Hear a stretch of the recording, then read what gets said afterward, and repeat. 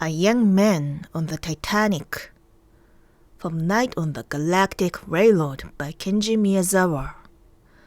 Translation and voiceover by Mitsuru Otomi.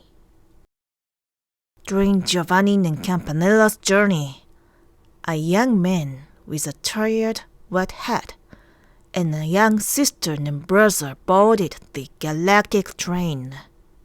The younger brother was barefoot. "Where are you from? What happened to you?" The lighthouse keeper asked the young man as if he finally understood. The young man laughed faintly. "No, the ship was hit by an iceberg and sank. We left after the father of the two children. He had to return to his home country for his business 2 months ago. I'm a college student, and I'd been hired as a tutor of the two children.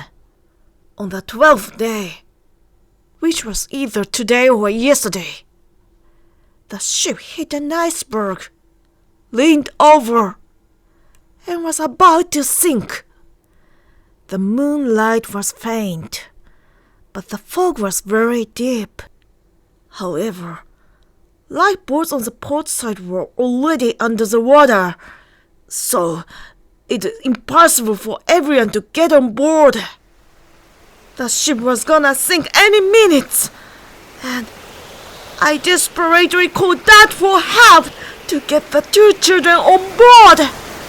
People around me immediately opened the way and prayed for them. But there were still many small children, parents, and others on the way to the lifeboats, and I didn't have the courage to push them off. Still, I felt it was my duty to help them, so I tried to push the children in front of me out of the way. But still, I also thought that it would be better for the two children to go to you, God, together, rather than to save their lives. Then, again, I decided that I alone should be responsible for the sin against God, and I tried to save the two children. But I couldn't do that as I saw the people around me. I felt as if my guts were being turned out as I watched mothers kissing their children like mad people, and fathers standing straight and hold back his sadness. The ship was sinking fast, and I was already prepared for it.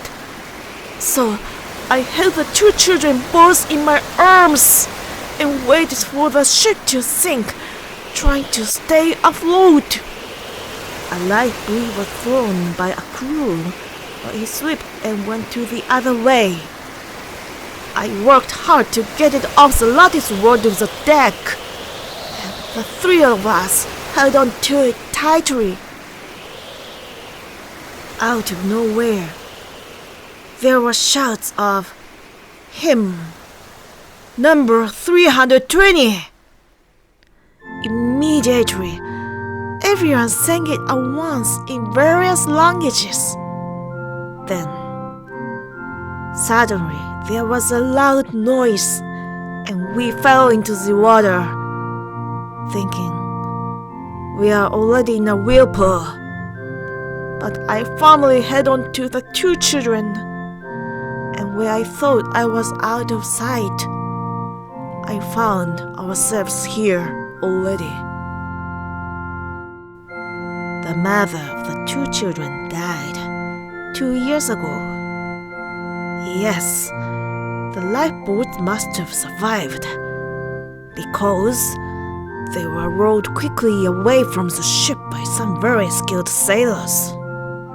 The sound of a small prayer voice came from somewhere, and the eyes of both Giovanni and Campanella grew hot as they vaguely recalled various things they'd forgotten until then. "Oh, isn't that big ocean called the Pacific? On the far northern sea, where the icebergs flow, samurais are working hard in small boats, fighting against the wind, the freezing water, and the intense cold. I feel truly sorry for these people.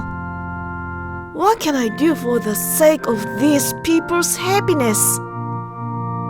Giovanni hung his head and became completely depressed. I don't know what makes us happy, the lighthouse keeper said.